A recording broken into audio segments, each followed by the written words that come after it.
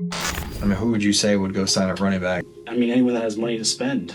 Most special thing you can do is win the Super Bowl, and that's our goal. Obviously, I wasn't here 2 years ago, but I bought into this culture. I bought into this organization. If there's one thing I never like to do whenever I play Prize Picks, it's taking the Saquon Barkley rushing under. Ever since Saquon Barkley has joined the Philadelphia Eagles, this man has had one of the greatest single seasons a running back could have in NFL history, being an instrumental part of the Philadelphia Eagles' run to the Super Bowl once again. But the departure of Saquon Barkley has caused a utter collapse for his former team, and he's not the only individual on the Philadelphia Eagles that caused this collapse. So before we get to the content, make sure you drop like, subscribe, and turn on our notifications to get the latest NFL news to your device. And now that we get all that out of the way, Burk!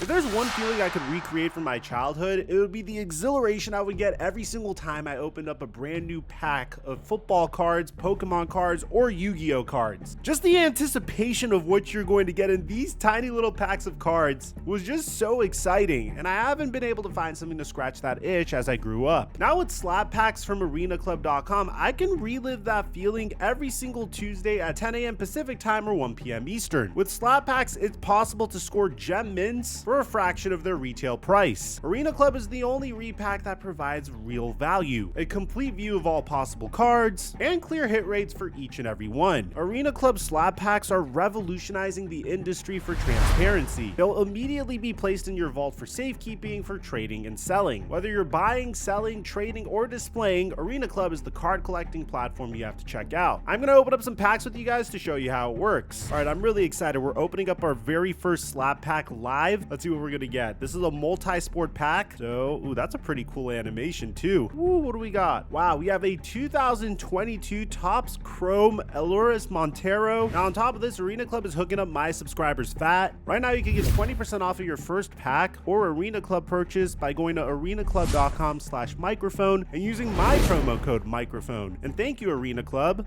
for the sponsor. Mic check 1 2 1 2. What's going on, everybody? After the most miserable NFC championship that a Dallas Cowboys fan could ever experience, we now know that the Philadelphia Eagles are going to be meeting the Kansas City Chiefs in the Super Bowl once again. But this time things are significantly different. The Philadelphia Eagles are without a doubt a much stronger unit than they were the last time they faced off against the Kansas City Chiefs, and the Kansas City Chiefs look significantly different. The Philadelphia Eagles made a huge splash in this past offseason that resulted in their run to the Super Bowl, and the last time they made such a huge splash was when they decided to trade for A.J. Brown. You see, in the summer of 2022, teams were very conflicted about what to do about the exploding wide receiver market. Teams didn't know if it was the wide receiver that was actually making the quarterback more successful, or if the quarterback was the reason why the wide receiver was having so much success. Which sounds ridiculous now if you think about it, but for some reason, there was a time that the Tennessee Titans front office felt like Ryan Tannehill was the reason why A.J. Brown was performing so well, and they had a huge decision that they needed to make. With a lot of money being tied up to Derrick Henry, a decent portion being tied up to Ryan Tannehill, and A.J. Brown about to hit free agency, the Tennessee Titans needed to make a decision on whether to extend A.J. Brown or just try to find another wide receiver one to come in and fill his place. The philosophy was simple for the Tennessee Titans, and they've seen this philosophy executed to perfection before. Just a few seasons prior, the Buffalo Bills traded the pick that would become Justin Jefferson to the Minnesota Vikings for Stephon Diggs. And while you could say that Justin Jefferson ended up being the better player, there's no question about it that this is one of the biggest win-win trades in NFL history. And at the very minimum, the Minnesota Vikings didn't have to pay Stephon Diggs. The Buffalo Bills did, but it's okay because Josh Allen was on a rookie scale contract at the time. The Bills got someone that was proven, the Vikings got someone with a higher ceiling, and the Tennessee Titans were looking to do the very same thing. thing. So the Tennessee Titans decided to trade A.J. Brown to the Philadelphia Eagles for the 18th pick in the NFL draft. The funniest part about this pick is they selected the player that resembled A.J. Brown the most, Trey Burks. Immediately following this trade, you could see how pissed off Mike Vrabel was. He knew from this moment that the Tennessee Titans were screwed, and it wouldn't take very long for Titans fans to realize this. I mean, Trey Burks would enter training camp and would struggle through training camp, showing clear signs of exhaustion and needing to end several days early. We made a video on this at the time, and a lot of Tennessee Titans fans didn't like me for it, but things would get way worse for Trey Burks. In year one of his career, Trey Burks had 1 touchdown, 444 receiving yards, 33 receptions, and played in 11 games. Titans fans for some reason felt like he was going to get better from here, and they couldn't have been more mistaken. In the 2023 season, he played in 10 games, had 16 receptions for 221 receiving yards, and no touchdowns. What's interesting about this is in the 2022 season, the Titans won 7-10. In the 2023 season, the Titans won 6-11, and they decided to fire Mike Vrabel after this. They felt like Mike Vrabel was the reason why the Tennessee Titans were horrible, not the fact that they traded their best offensive player for a colossal draft bust that barely played. And in 2024, things didn't look that much better for Trey Burks. Coming into the season, brand new head coach Brian Callahan said that Trey Burks would need to prove himself on special teams to make the game day roster. Gonna have to contribute. You know, you only get so many hats on game day, and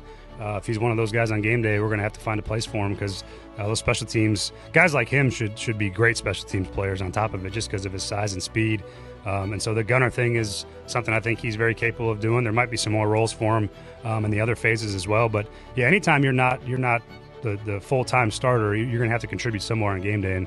And I think Trey's attitude and approach to special teams has been fantastic. And so I'm excited to see what he could do for him. I think he's an asset on special teams. And ultimately, he would not be able to do that. Burks would only play in 5 games this season with 4 receptions and 34 yards, and that would be it for him. And the statistics are absolutely insane, and Warren Sharp even backs this up. From the 2019-21 season, Mike Vrabel makes the playoffs in all 3 years, including the AFC #1 seed in 2021. The Giants GM trades A.J. Brown for picks to draft Trey Burks and Jeremy Ruckert. No player hits their salary cap more than Ryan Tannehill because of the deal that the Titans signed him to, and it's kind of crazy if you just reflect on the Mike Vrabel era how much of a horrific mistake this was. Vrabel went 54-45 for the 12th best record in the NFL. He had 3 playoff trips in 6 years. He did this with Ryan Tannehill, Marcus Mariota, Blaine Gabbert, Malik Willis, Josh Dobbs, and Will Levis. But he got fired as a result of a lack of production because his general manager mismanaged the roster. And as a result, the Tennessee Titans are now selecting #1 overall in this year's NFL draft. On the other side, we know what would happen to A.J. Brown. Brown would dominate with the Philadelphia Eagles almost instantaneously, putting together his best season of his career in his first year in Philadelphia. Following that up with another incredible season in year 2, before slightly taking a step back this past year, but obviously with the addition of the next player on this list, you can't really blame him. The Philadelphia Eagles are once again in the Super Bowl, and it's not only because of A.J. Brown. Going into this past offseason, the New York Giants had a huge decision to make. What were they going to do with their star running back, Saquon Barkley? And while in hindsight, this may seem like an easy question to answer, at the time, there's a huge question about the value of running backs in the NFL. Very similar to the question of what is the value of wide receivers in the NFL just a few off seasons ago. You see, on one hand, you can look at a running back and say that the whole reason he's successful is because of his offensive line, but there are also instances where you put average running backs behind superior offensive lines and they don't get you as much production. So in that case, how much money are you supposed to pay a running back? And the New York Giants and Saquon Barkley were trying to figure that out for a very long time. In the very beginning, Barkley said that he wanted to be a Giant, saying that he's not too concerned about resetting the market. I'm realistic, I know where I was on pace to do, but having 2 years filled with injuries and having a season of not performing to a level I know I can perform doesn't help. Barkley also made it known that he wants to remain a Giant. I couldn't imagine that being the last time being in a Giants uniform, but that's just the nature of the business. I can't control any of that, it comes with it. I've been vocal about how I feel. Barkley would miss minicamp in July of 2023 and said that he wanted $16 million per year on a new deal, which would make him one of the NFL's highest paid running backs. The Giants would offer Barkley more than $13 million annually, which would include $26 million over the final 2 years. That offer is made prior to the deadline to apply the franchise tag, but it comes with a message from the team that it would rescind the offer if it applies the tag. After seeing this report, Barkley took to social media to say that this is a lie. The Giants would reportedly offer Saquon Barkley up to $19.5 million guaranteed on a long-term deal, but it was an undisclosed amount of years. If the deal was for 2 years, Barkley would actually receive more money, taking 2 years off of the franchise tag. The $19.5 million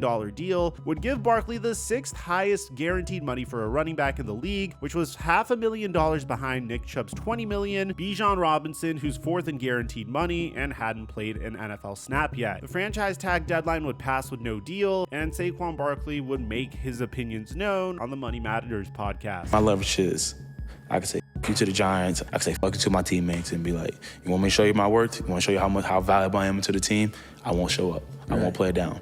And that's a play I can use. Barkley and the Giants would agree to a 1-year deal worth up to $11 million, which would cause him to report to training camp, meaning that Saquon Barkley was to enter a loaded running back class that featured the likes of Tony Pollard, Derrick Henry, Josh Jacobs, Aaron Jones, and himself. And while Giants fans know how the rest of this would shake out, Philadelphia would have an incredible offseason. I mean, they were the first to extend one of their wide receivers in Devontae Smith, paying him $25 million a year annually. Then they would pay A.J. Brown $30 million a year annually. The market would then skyrocket from there, which means that the Philadelphia Eagles saved a significant amount of cap space by extending their wide receivers so quickly. This gave the Eagles enough cap space to potentially look at a player like Saquon Barkley. And there's no question about it, they had one of the most attractive situations in all the NFL. An opportunity to compete for a Super Bowl and the best offensive line in the NFL. DeAndre Swift was coming off of a Pro Bowl season behind this offensive line, rushing for over 1,000 yards and a 4.6 yards per carry. Meanwhile, the New York Giants were trying to figure out whether it was even worth extending Saquon Barkley. Are we positive that nobody's gonna pay him? There's nobody in the draft. There's no free agents, receivers that they're either gonna be going back to their team at $20 million. And ultimately, John Mara's worst nightmare would happen. I'm gonna have a tough time sleeping if Saquon goes to Philadelphia, I'll tell you that.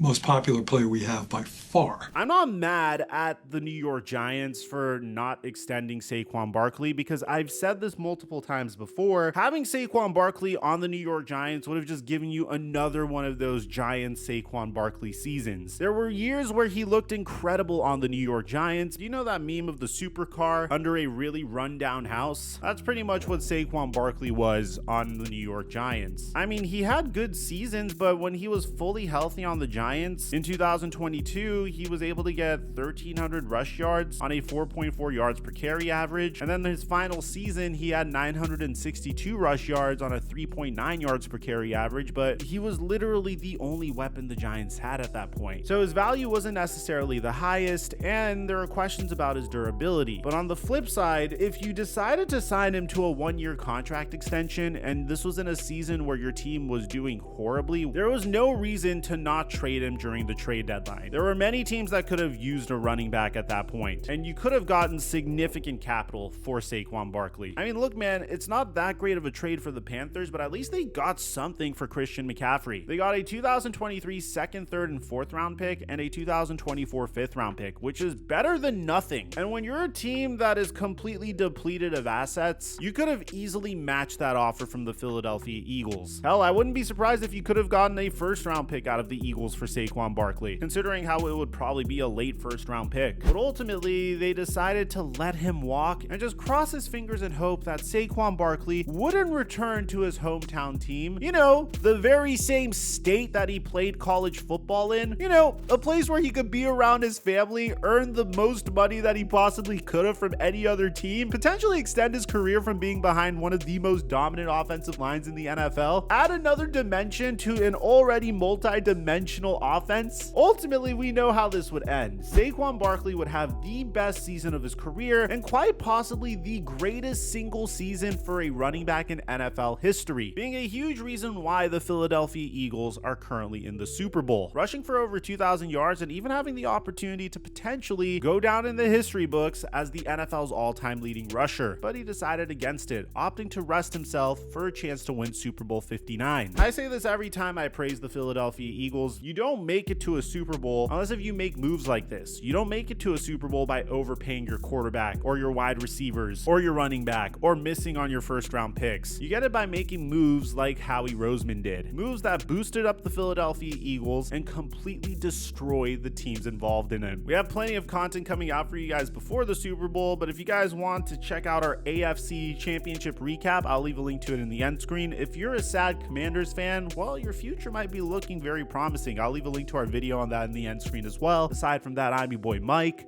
and I'm dropping our mic until our next upload.